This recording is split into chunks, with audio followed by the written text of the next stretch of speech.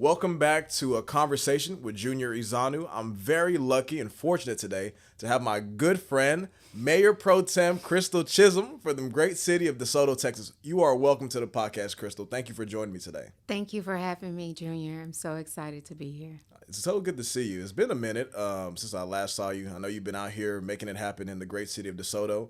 You're the Mayor Pro Tem now, and you've been serving on council for what, over 4 years now? Over 4 years. Oh, my going into my fifth year. Fifth year now. That's amazing. I think we were both elected around the same time back in 2021. Yes, one of us had a runoff and one of us didn't. So one of us got elected before the other, but yes, same year. That's true. Yeah, Crystal ran for council back in 2021. She did better than me. She won without a runoff election and has done a really good job at the city of DeSoto. I think we met at that.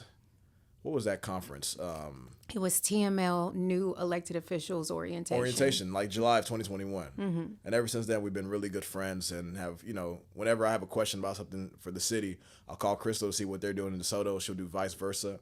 That's something I really love about our relationship and just our ability to work together. So appreciate you and thank you for joining me on the podcast. So my very first question for you, what made you want to be a council member? What pushed you and propelled you to pursue this path of public service? Oh, that's a great question. I would think, if I'm thinking about my mindset during that time, if you recall, we came out of a pandemic and it was a little bit of unrest and just civically across the country. And I was watching that, not only watching that, but I was very participative in my community, addressing some of the concerns we had around police safety, around just transparency and just wanting to be heard. And so I was showing up to the rallies. I was organizing in my community as well. I was also participating civically with commissions. So I was serving on the Domestic Violence Advisory Commission. So I had a firsthand knowledge of what was happening in our city as it relates to crime. And the incumbent was not going to run for re-election, and because I had been so involved in not just those things, but also, we were having vision meetings with the mayor, and I was actively involved in those conversations. I had made a goal as a resident that I would attend every single council meeting. And so I had a clear awareness of what was happening in the city and what the direction that the city was going. And I thought to myself, there was literally no one else that could do this job better than me. Wow. I am a veteran, a combat veteran, so I spent 10 years in the military. Thank you for your service. Thank you. So service for me is at heart, is what I do. So it was an easy transition just to put that cap on and keep going. And I love what you're talking about because you were serving the community prior to running for council. You were a servant leader prior to becoming a politician or becoming a public servant, an elected public servant. And I think we need more people like that. So I think you're a big inspiration, not just for me, but so many people here in the DFW area and Dallas County. So just thank you for your work. You said that you had served on the different commissions, boards and commissions before becoming a council member. What is one of the most shocking things that you've experienced or seen within your the first 4 years, I guess you can say, of you being a council member? What's something that really surprised you? Well, there's a lot of work that goes beyond just the 2 meetings that we have. And so understanding that it is very time consuming for the role that we do. Most council members are also appointed by the mayor to committees and boards and things like that as liaisons for the council or, I guess in some cities serving as a chair of committees. And that takes time and you have to dedicate a lot of time. So I would say the time commitment was it wasn't a shocker. I think once I got it was shocking now that I look back on it on what I committed to because I did not think I had the time. But it's very much so a time commitment. I would also say, you're the neighbor one day, you win that election, you then become public enemy the next day. Yeah. And that's an adjustment that even the most everyday human being has to just take in and thicken your skin and keep moving on. There's a lot of distrust for our government at every level. And understanding that just because you're the face of it, it's not necessarily you, even though some people will make it personalized towards you or the attacks, but really it's just about people's frustrations with the government. And I try to look at those opportunities as opportunities on, okay, what can we do to get better? Whether it is transparency, whether it is how we communicate our messaging, or if it's just showing up and being present. So I think those things have been the most aha moments. And then I think, maybe some legal stuff. I think there are a lot of things in Texas law that really don't make sense, but we have to do them, right? Exactly. So An example could be like the Open Meetings Acts, right? Where we have to post every meeting that the council have if there's a quorum. The members of the state legislature don't have to do the same thing. They don't. They meet behind closed doors all the time. All the City time. council members cannot meet behind closed doors if there's a quorum established, which means you have a majority of the council there present. So it's fascinating that that law exists for us, but not for those that are the lawmakers that impose it upon us. Yes. I've found that Austin is very fond of controlling local government, but not so much their house. So it's funny and ironic how that works. Rules for thee, but not for me. Not for me. I want to go back to something that you stated earlier in this conversation about how at first when you're running or when you get elected, you're the neighbor. And then next on, you're the politician that people are now, looking at like, hey, can I really trust him or her? Can I really believe what they're telling me is the truth? For good reason. I mean, people see the federal government, they see the state government, and they're not as informed with their local government. So they're very apprehensive. And there have been people that have misused public trust in the past. That's very understandable. Very. What have you done in the city of DeSoto to help bridge that gap, to build the trust with the residents, and to have them feel like, hey, that's my gal down at City Hall that's going to represent me well, that I know I can I can call on the phone to get an answer to a question, or I can meet up with to learn about an issue going on in the community? What have you done to build those bonds? That's a really great question. There's a lot that you can do. And I think the first thing is just being accessible. Like people should be able to reach you and ask questions. And I've had that. I've had people reach out to me and ask questions about certain items that are on the agenda. How do I plan to vote? And I respond to everyone, whether it's from the emails that I get or the text message or frankly, the call. And so I definitely take in what residents are saying about certain topics before I cast the vote that I'm casting. I will say also is that you can take in the criticism and then, like I said, apply it to policy, because one thing that I've learned is that you can be the loudest one on the dais and still not accomplish anything if you do not create policy that exceeds your time on your time of service. And what I mean by that is, take for instance, our for the city of DeSoto, we have a finance and audit committee. For the longest, that committee was managed by or was ran by 3 members of our council and a staff member. Mm-hmm. No citizens were involved in that. And I posed a question on, if we want to make sure that this is an unbiased board, if there's something that comes up that's a fraud or related to our audit, why don't we have citizens invested in it as well? Yeah. So we now have 2 citizens that are appointed to that committee that balances the conversation, and it's not just one-sided coming from people that because of Mayor Pro Tem Chism. Yeah. I love that. Yes. I also was very much so an advocate on financial transparency. The comptroller actually has a program that he awards cities 5 different stars for their level of transparency, and you get each star based on these different metrics that you use, whether it's from procurement or your economic development contracts and having that visible. Every part of that aspect, if it's transparent, then their offices will acknowledge that. When I learned about that, I brought it back to the council and I was like, why aren't we proactively going after these avenues to be more transparent just with financial? While the comptroller may see it as a, great job, our community doesn't have to do an open records request for these things. They're just readily available. So the city has now put forth the effort to proactively go after those avenues to increase the transparency in our financial reporting. Crystal, you're just killing it. Thank you so much for your effort. I see what you're doing because I tune in and watch y'all's meetings from time to time. Oh no. We'll talk about that later, or I'll just see what you're saying on social media, and I'll call you to get information. But I didn't know the depth of all the work that you're doing, so I commend you and I thank you because in this current moment that we're living in, residents want to be engaged. They want to be a part of the process. And when you, like you said, when you make them a part of the process, they're more likely to be like, oh, that's how this works. Oh, that's why y'all do this. Oh, that makes sense now. That's a form of community engagement just right there with making sure that we're transparent with how we're spending these dollars. We're informing people and we're taking their questions. You do something that's really good, and it's something that I also do in my city as well, is also hosting events that are not just town halls, that are not just, go to the council meeting or just email me. You are present. You attend the events that your city puts on and the community puts on, HOA, National Night Outs, and all that good stuff. But you're also very innovative as well.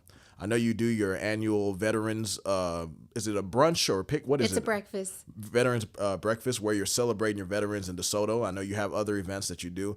For me in the city of Grand Prairie, I do my back to school picnic and school supplies drive and my basketball game between the cops and the students. I think both of us understand something. In the 21st century or in 2025, just voting on the dais or just coming to council meetings is not enough to be able to connect with your voters. You got to have those town halls. You got to be accessible. If they call you or they email you or they text you, respond. And voters understand, constituents understand, maybe you can't respond right at that moment, but give them a day or two, you'll respond. Your videos where you're explaining things and breaking it down, I think I do that as well. Those are ways that we're connecting with people in this 21st century in 2025, and we're helping bridge the gap. But also, you just inviting people into city government, saying, I want to expand this board or commission to also have resident input. So I commend you for that. Thank you for your leadership. Thank you for your service. That's what we're talking about. Next, I want to pivot a little bit. So you aren't just active within the city of DeSoto. You're active with the coalition of Black Democrats. I know you're active in the Dallas County Democratic Party as well. In this current moment that we're living in right now, where Democrats don't have any power on the federal level, and the state level haven't had power in decades, what do you think the party needs to do better to connect with day-to-day voters, regular voters, not just our liberal and people on the left that will support us because we have progressive values and progressive issues? What do we need to do to win back the working man and working woman here in Texas and nationally? That is a question that I think we've all been asking since November. I would say there are several things. One, putting viable candidates that can actually win in a state like Texas, knowing how conservative it is. You probably don't want to put your most extreme people up front, right? But I think also, too, along with that, I think we have to go back to the basics. I've never been a candidate or someone favorable of candidates that were stuck on one issue. Those if you're angry about one thing and one thing only, and the scope of the job has so many other things of interest, you're probably going to lose me. So for me, it's not focusing just on one issue, but bringing it back to the basics of focusing on wages, affordable housing. How do we live and work in this current environment? How do we feel safe when we go to our workplace or to school? Those are things that taxes are high. People are literally just trying to live and make it. And I think that they want to see representation that understands that. Not people who come from billionaire dollars, not people who are sponsored by a bunch of billionaires, but people who understand what it's like to pack up some clothes and put it in your car and go to the wash interior to wash your clothes and then try to figure out what you're going to feed your kids because eggs is tremendously high, milk is high, and then try to figure through, daycare and all these other things that it seem to be increasing over and over and over again, So I think taking it back to the basics, focusing on those true issues that exist in our communities, putting real candidates that look like real everyday people that understand the plight that we are in and just want a better government, and folks that are not going to fold when they get in office. I think that that can definitely start to shift people back into the party. And then being present, we can't just show up during elections, right? That we have to meet people where they are all year long. We have to educate all year long. And that means, showing up to the not just to churches, but to the community events, the fall festivals, the where we know folks are, and having everyday conversations. One thing that I love about the coalition, we've been active now a year, but we've turned, things like Kwanzaa into, an opportunity just to have community, right? And so we're not talking about politics then. We're talking about the history of Kwanzaa and what it means to the Black community and creating a community. But yet we are a partisan political group, which is totally not the norm. Juneteenth, we co-hosted with the Dallas County Democrats a picnic in the park in Oak Cliff, in one of the biggest, I think one of the best parks that Dallas has. And so it was a very nice event. Good turnout. I was there. Yeah. Thank you. And so, good job to you, because I know you were I think you were like the co-chair of the event. Yes, so good job.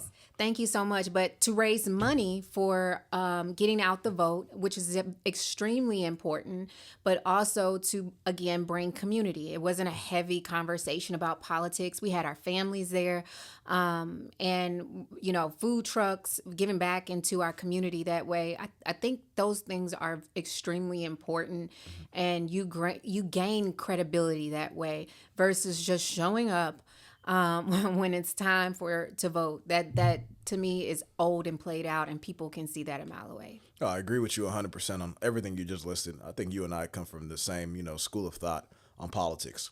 I think politics is very simple, right? Voters are complicated and are complex and have different beliefs, but we all want good schools for our kids. We want to live in safe communities. We want to be able to have good jobs that pay us living wages where we can be able to take care of our families, and also want to dream of a better tomorrow for our children and for the generations that are going to come after us. So I think, like you said, focusing on those kitchen table issues, on the economy, on housing. How do we get housing affordable again? What do we have to do to make sure that the Gen Z, the millennials, the Gen Alpha that will come later, can be able to have a home where they can raise a family, where they can contribute to the next generation, where they can contribute to our country as a whole? Because housing is very important for people to even feel stable in their lives. So I love that you talk about that, but also that you talk about being present, and being present not just today when I'm campaigning, or not just tomorrow when I need your vote, but year round organizing. And not even organizing when I'm getting in your face talking about politics, but I'm in your community going to that local high school football game, or going to the fall festival, like you said, or attending your church or your synagogue or your masjid or mosque. Being present with you as a voter and as a resident, not just as a voter, but as a neighbor. Because whether we like it or not, we're all neighbors. Whether we live in the same block or in the same subdivision, we're neighbors. We got to look out for each other. We got to take care of each other. And we have to make sure we elect people and support people like yourself that care about regular people in our state, whether it's in DeSoto or in Grand Prairie. So I want to commend you for the work you're doing. Keep up that great work. And, I can see you in the future. I don't know when you'll do it, but I can see you in the future serving in a higher capacity, because you understand it. You have the correct frame of mind when it comes to service, because you were a servant leader before you got involved, and you're on the ground on a day-to-day basis talking to your voters and your residents and your community leaders. You understand what people need.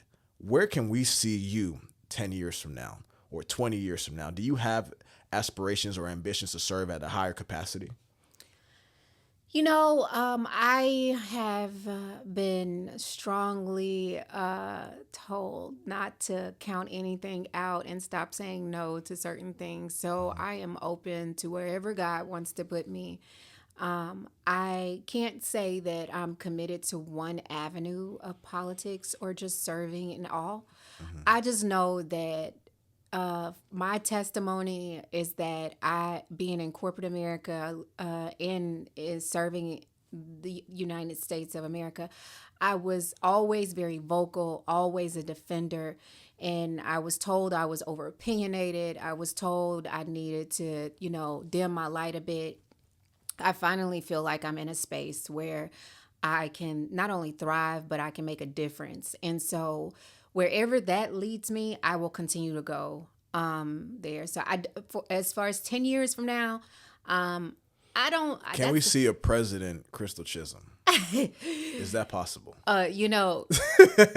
If someone overly qualified for it, like Kamala, couldn't do it, I don't know. I wouldn't count it out. I actually like Washington D.C. I'm probably one of the few people that when I'm there, I love going to D.C. I do too. I love the air. Just smells so good. And the vibe of D.C. Just knowing that you're in the nation's capital. Yeah. You're in the world's capital. Yeah. Where major decisions are made that impact not just us that are American citizens, but the whole entire world. It's very surreal. And then you go see the monuments, you see the museums. I'm a museum nut. What's your favorite museum? Oh, the African American Museum, hands down. But there's the African Museum that I really enjoyed as well. I can't think of the name of it. I've been in the Biblical Museum. That one was really nice. The National Portrait Museum, that right there, I was in there for quite some time. Oh, you've done your fair share of touring the museums. Every time I go, I cannot leave without going to one museum. Oh my goodness, that's amazing. And you have plans on going again soon, probably for the National League of Cities conference that we normally have in March every year during NLC. So that's good. And you serve. Let's talk about your service outside of just Texas. You serve with the TML or NLC. Which one do you serve on? So TML, I serve on the Texas Association for Black City Council members. TML is just tell the okay. So TML is Texas Municipal League. Most states have a Texas Municipal League, and it serves as a organization that provides education, training. There's also risk management for cities, and just a place also where you can do not job creation, but job recruitment, things like that. So for cities, whether you're staff or you're a city council member, there is a track of training that you can take in order to improve yourself in the role that you are in. And so not only have I advanced from that track of training to get my certified municipal officer certification, but I've also served in the capacity of being on the Audit and Finance Committee for TML. So we review the budget for TML and the audit, and then we vote to approve before it goes before the board of directors for approval. I also serve as the treasurer for the Texas Association for Black City Council Members, which is TABCCM. TABCCM, which is an affiliate of TML. It's an interest group, right? Basically, there's one for Latinos and other groups as well. So I've had the privilege of serving as their treasurer for the last couple of years as well. So. Rockstar. And you also serve on a board for National League of Cities. We served on the REAL Council, the Race, Equity, and Leadership Council. Yes. I've been on that council for the last 3 or 4 years, I think. And also, there's a federal advocacy group that I'm in for economic development as well. So wonderful. I serve on the Energy, Environmental, and Natural Resources Committee, Federal Advocacy Committee as well. It's been interesting, during this time when there's a lot of dollars being cut from our different agencies within the federal government and the cities too. We've lost a lot of money in appropriation packages that have just been taken back, funds that have been clawed back by the current administration. How has that affected DeSoto? How are y'all, pivoting and trying to make things happen, even with a federal government that's not really supplying cities with the help that we once had? I can give you a prime example, and it's actually one of my initiatives that we launched this year. Last summer during our summer retreat, I talked to the council about revamping our CARES team. CARES team was a group we stood up during the pandemic with federal dollars, by the way, that was a post or pre to crisis meaning if you're having a mental illness or a homelessness issue, that they would be a referral from the police that will follow up with you later, right? Good. What I found is that, especially with national attention around police shootings and things like that, there was an opportunity for our city to be more proactive and provide real-time support. So during my presentation, my goal was to get the council to see the opportunity we could have if we shifted to not a post or pre, but real-time care. So I'm also a member of Local Progress, which is LP. Shout out to all LPers. And shout out to Crystal. I don't always do my job by attending every LP convening and meeting. At all. But stop it. But Crystal has pushed me, got me more involved. I won't talk about her leadership. Crystal will make you do what you need to do. And make you more involved too. So thank you, Crystal, but continue. You're welcome. So Local Progress had a cohort around community crisis response team, and I joined it. And it was a lot of knowledge that I got from it, but from it, my city now has, and we're actually starting this month, partnership with the police department and 911, and now our newly formed CARES team, which is funded by tax dollars, unfortunately, because we don't have federal dollars to use. At one point, mental health meant something to our administration, and they allocated dollars for it. Today, they just don't. And so we had to set aside dollars so that we could have a clinician and an EMT go out to those type of calls to aid versus having the police respond to them. Yeah. In the city of Grand Prairie, we have a similar program where we hired in the last 3 years 3 mental health clinicians that work around the clock with the police department on calls that deal with mental health, just so people have that support and have a different perspective at that. So thank you for what you're doing, even having to pivot and fund it through your general fund probably, rather than the federal funds that we're receiving before. But I think what's happening right now is temporary. Eventually, I think the federal government, regardless if it's this administration or another in the future, will prioritize mental health, because a lot of people are suffering in our country, and they need the support, and they need resources. And this is a resource that the city provides, but city budgets are tight right now. Very tight. Very tight. There's been several cities. Grand Prairie didn't have to raise taxes. Thank God. DeSoto, I don't think y'all had to either. But many other cities are raising taxes because they just don't have the funding. The sales tax is flat. The property tax ain't doing what it once did. So cities are struggling, and the state government doesn't make it any better by making it harder for cities to receive their revenue. So commend y'all for the work that y'all are doing. Just the last few couple questions that I have for you, Mayor Pro Tem. Sorry, I was gonna say council member, but Mayor Pro Tem.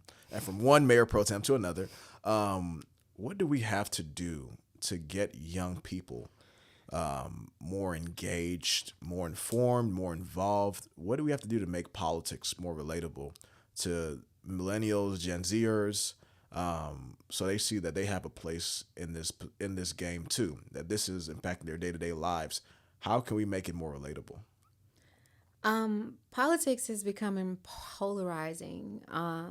It's nastiness all day, every day. Everybody blaming everybody. No work really getting done, right? I think that for local government, it's relatively easy. I think it starts with your partnership with your school districts, and showing what local government really looks like. DeSoto has a few of our commissions actually have positions for students to serve on. I think that's one way. We have a teen council, so that also gives them a firsthand view of what our life is like. I think that also something that we suffer from in Dallas County is that we have lack of succession planning, and as it relates to leadership in seats that they have held for years. And I think that for me, it's important that as a leader, that your job is to build more leaders. So I won't leave my seat without going to find someone to take it, and hopefully someone younger than me. The same way that it was given to me, someone came, the incumbent came and found me and showed me the game and made it very understandable for me. And I think that if we take all the fancy words out of it, take out the fancy rules, and just talk about what it means to serve and what that looks like, and start grooming folks for that next role. I think that we'll have younger people that are more willing to adopt it. I take my nephews everywhere with me. They're 10 and 11, but I want them to see this environment so that they're not afraid, or they don't run from it because they don't know it. And I think that's part of how we get young people involved in it. Just to echo your point on succession planning, it is vital, it is key, and most of us don't do it. Most of us, we love serving, and we serve for as long as we can or until we're termed out. And then it's like, okay, I'm done. But our communities struggle and suffer when we don't plan ahead, because there's going to be someone that takes over after you. Let's make sure and ensure that it's someone that cares about the community to the same degree that you do. I think if you're serving if you're a member of Congress, if you're a state representative, a state senator, a county commissioner, council member, a school board trustee, you need to look at succession planning and making sure that you're preparing the next generation of leaders, or 2-3 people, bringing them in and showing them the ropes as to what serving looks like. Because it's not just running for office and raising money and winning an election.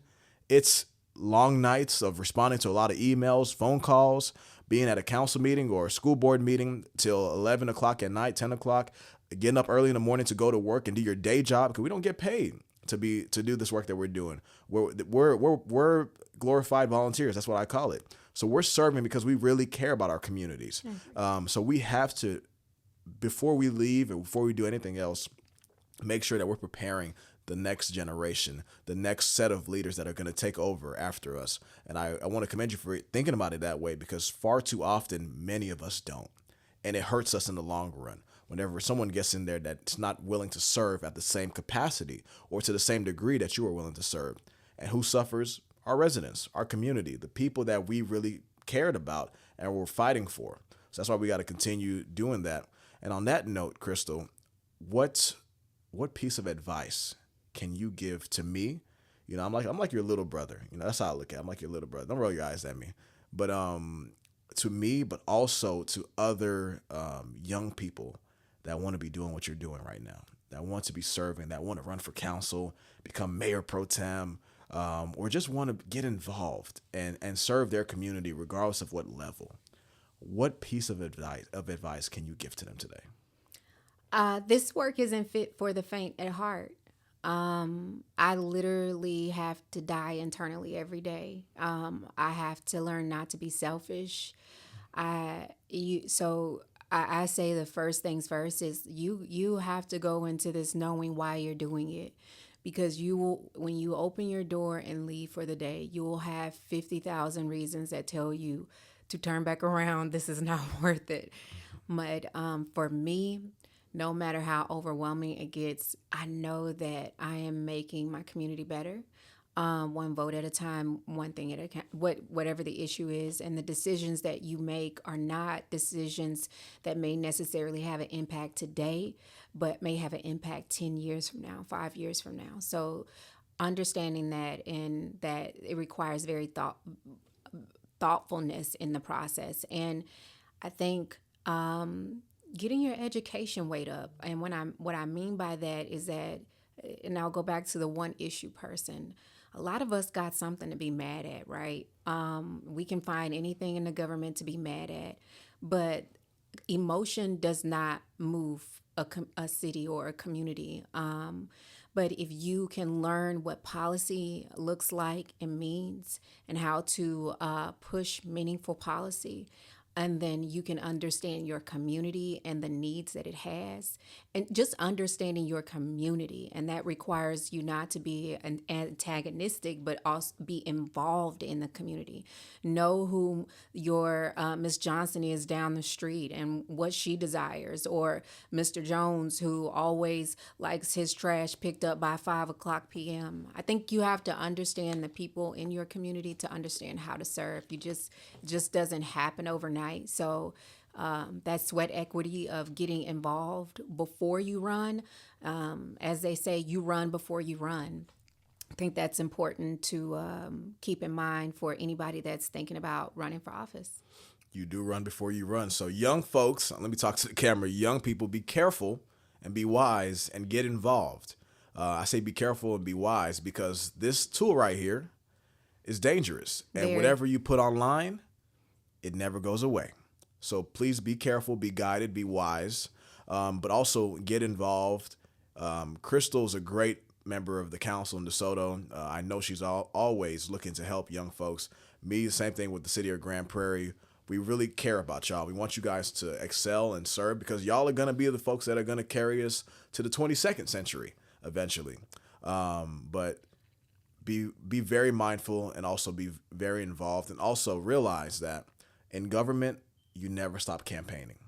Even after you win your election, you're still going to be campaigning, and anything that you say and that you do may be used for you or against you. It definitely can. You know what else I'd like to say is staying true to you. If you live for the applause, you'll die by the booze. And what I mean by that is that if you only feel great or feel accomplished when people are giving you praise for the things you do, some of the same people that I've had in my corner praising me have been the most critical. And so I think that for whatever you decide to do, you have to know it in your heart and be true to that, because in this world you won't please everybody. Some of the people that are your biggest cheerleaders will not agree with every decision you make, and as long as you can talk to that and articulate the reasoning behind your vote, then be able to do that. That is the very basics of what you can do. But just be true to you. I can't say that enough. Don't try to be somebody else. Yeah. Be my bad. Be Mayor Pro Tem Crystal Chism, but also remember that you're Crystal Chism. Same thing that I tell people about me. I'm Junior Ezeonu. I love being a council member, but I don't allow being a council member to change me or to shift me and make me become someone I'm not. People elected me because I was junior. They didn't elect me because I was councilman. And I think for anybody that wants to get involved in politics, like Crystal just said, be true to yourself. Remember why you're running. Like you stated, it's a tough business. If you forget your why or don't have a why, you won't last. You'll check out because eventually those applauses and those claps and the support, it dies down, and the boos are louder. Boo. Much louder. And if you're doing it for that reason, you ain't gonna last. It's gonna be temporary. Very. But we need permanent leaders that are gonna make permanent impacts, that are gonna shift our communities positively, permanently. Thank you, Mayor Pro Tem, for joining us. I really appreciate you. Thank you. Guys, thank you again for joining me on a conversation with Junior Ezeonu. I think this is our 3rd episode. We had an amazing, amazing guest, Mayor Pro Tem Crystal Chism. Please make sure to like, comment, and subscribe. I'll see y'all later. God bless.